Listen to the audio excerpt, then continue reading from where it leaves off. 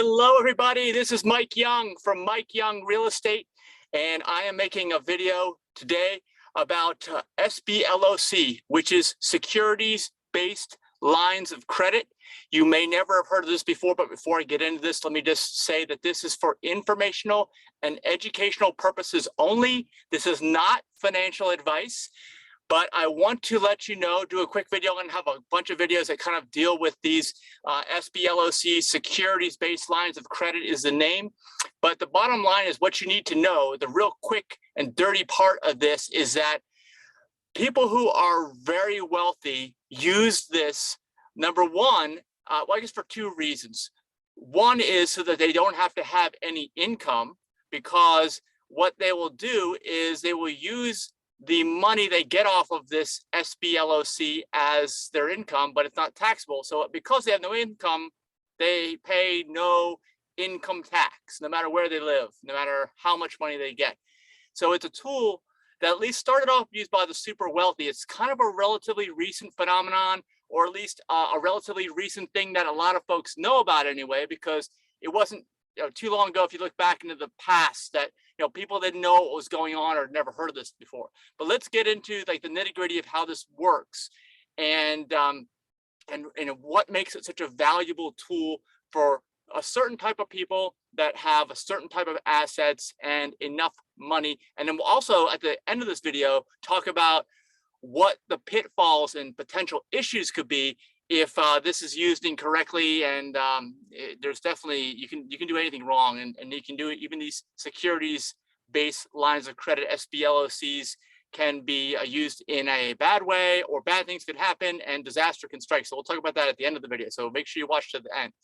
All right, let's get right into it, and let's talk about what are these things. First of all, there's lines of credit. We've all heard of this. We've heard of HELOCs, home equity lines of credit. I should probably do a video on that because that deals specifically with real estate.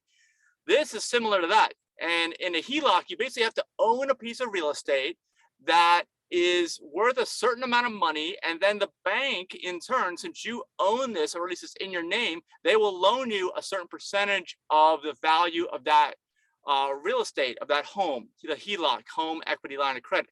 So securities-based lines of credit operate in a very similar manner. It's just that what you have to own is not real estate. It is securities. Now, what's a security? In most cases, in most of the ways that these things are being used, the security that's being pledged, kind of like your home's being pledged in a HELOC, are actual shares of stocks owned. All right. And so you, of course, just like a house, at least nowadays in 2022, is worth a lot of money. Your average house in the United States that sells and changes hands is around $400,000 right now, at least at the peak of this market cycle. I don't know where it's going to go from here, but eventually it'll keep going up. We know that. So that's a lot of money, right? Well, what if you have a stock portfolio of around $400,000, or let's just say $1 million? Because I think the people who are really into this are like million plus holders of securities, either through stock options or through some other, just you have a taxable account that has shares of a certain company or many companies, and they all add up to $1 million. There's also executives out there, like of course, the most famous, the richest man in the world at this point in time, Elon Musk. He has never received any compensation for his role as the head of Tesla. And none of that really makes any sense unless you understand the securities-based lines of credit. You're like, how could he do this? How could he be the richest man in the world? How could he have like his own private jet? He does have a jet and other things if he doesn't have any income. Well, this is how it works. Basically, Elon Musk, he says he's not an investor, although I think he probably is, maybe not at this point in time, but he was all in on Tesla. Like, all of his net worth has been in Tesla, and I think SpaceX, which is privately held, and a few other companies that he owns, but most of it is in Tesla. And the way he has been compensated with for his work at Tesla is not through cash money. And we usually hear like CEOs get all this cash money and this golden parachutes and all this other stuff, which just sounds ridiculous to the average person. But for Elon Musk, what he has received has been stock options. If you've ever heard of stock option, basically an option works where, let's say, like, Elon Musk started the company and the shares were initially valued at $5. So he got 10 million shares of Tesla stock at $5 a share. Well, that's an option. They didn't actually hand it to him. They said, well, Elon, as long as you exercise this option within so many years or at a certain time point, you can, if you want to, you can sell these shares at whatever the market value is. And hopefully it's about $5 a share. And of course, we know at the last time I've checked recently, it's like $900 a share after splitting 5 times. So if you own one share at $5, you'd now have 5 shares at $900. So you can see there's a massive, massive gain there. And anybody who got stock in on Tesla early, or any company that's skyrocketed in value, has this huge holding of paper assets, these securities that are worth a tremendous amount of money. So what if you don't want to sell them? Like, let's throw another factor into this, saying, well, I think Tesla stock is going to go up even more. I don't want to sell it. Well, then this is for you. The securities-based lines of credit is for you, because you just go to a certain type of a bank or a brokerage, and believe it or not, actually, you get better rates on these securities-based lines of credit than you do on home mortgages. Okay, that's another thing you may not have realized.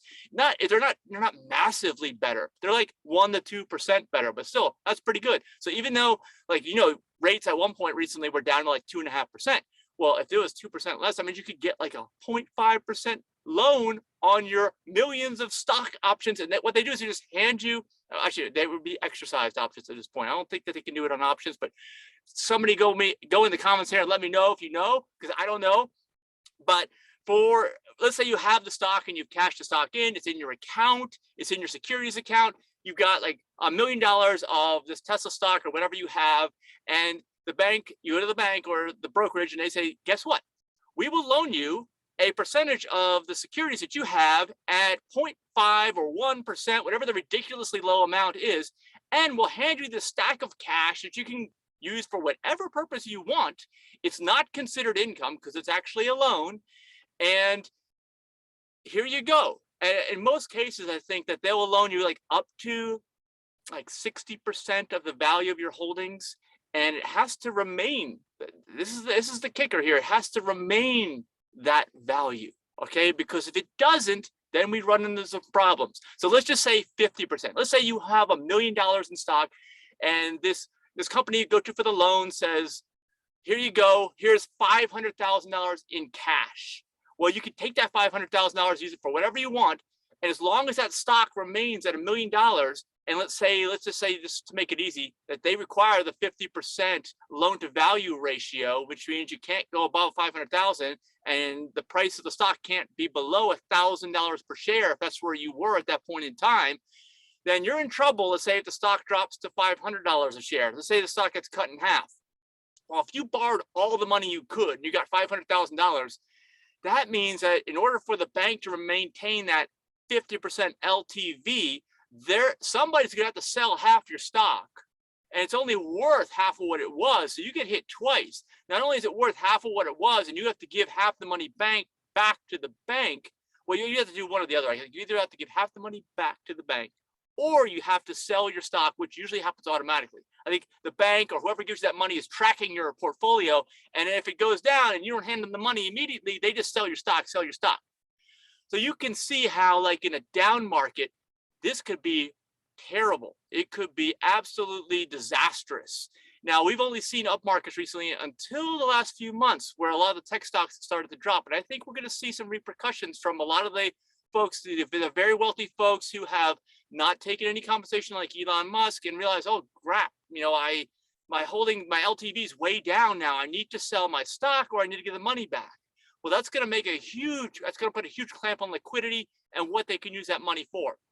And just to put some ideas in your head, a lot of these investment companies, especially in the Raleigh Triangle area, you see behind me, all these areas, right? Where that's my area that I kind of specialize in. And there's been a huge influx, I'd say over the last almost 20 years, really, or more, with investment companies coming in and buying properties. And you know what? They're not getting a mortgage for every property. So think about this for another. This is like a technique. Even if you're not an investment company, you're like your average Joe or Jane, and you want to be able to compete with the cash buyers, it's a lot easier to get a loan on your securities. Go in, there's almost no fees for one thing. I know, I got to tell my clients, well, you got to pay for this, you got to pay for that, all these closing costs, right? These are just for the mortgage. And then of course you have closing costs that you can't get away with, that you pay whenever time you transfer real estate. That's another story. I've got plenty of videos on that on the channel, so check them out. But the closing costs on the loan are next to nothing. Okay, not like a mortgage. Anyone who's ever taken out a mortgage, you know exactly what I'm talking about, all the fees in the world. And if you don't want to pay it, well, fine, we'll just jack up your interest rate. So you're paying them one way or the other. So for these things, what you could do is you could go in as a cash buyer, which gives you a lot more leverage. So that's what the big corporations, the big investment companies have been doing, because they have diversified portfolios. They're not only holding equities and stocks. Equities is another name for securities, for stocks. They're all kind of similar names. They're holding those, but they also want to hold real estate. They want to get their rental properties in. And of course, detached homes, detached single family homes in Raleigh and in the Raleigh area, Wake Forest, Cary, Youngsville, these types of areas, they're very good, stable investments, okay? I highly recommend them. But it's been very, very hard to get into these markets because the investment companies have been buying them up. And I'm going to do a separate video on this because this is very, very concerning to me about what might happen soon. Because I have a feeling, I don't have proof on this, but I have a feeling that a lot of these investment companies have been leveraging their stock portfolios by taking out securities-based loans, securities-based lines of credit that we're talking about, SBLOCs, and they have been using that cash to go in as a cash buyer and buy up all these rental properties at pretty high prices recently. Anybody who's bought in the last year, I'm a little bit concerned about the price there, unless you've got a 5 to 10 year holding time, and I'm going to get into more of that on the specific video later as well. I've talked about that in the past when I first started sounding the alarm about 5 or 6 months ago. But anyway, so you can imagine if these large investment companies con into any market or any properties at all, okay, and the real estate market's on fire and they can't stop. Well, if all of a sudden the value of their stock portfolios that they have leveraged to get this cash to buy these homes drops, which it has. If they've been at some of these tech companies, if you've been watching recently, you know, this is June, it's almost June. It's like halfway through May 2022.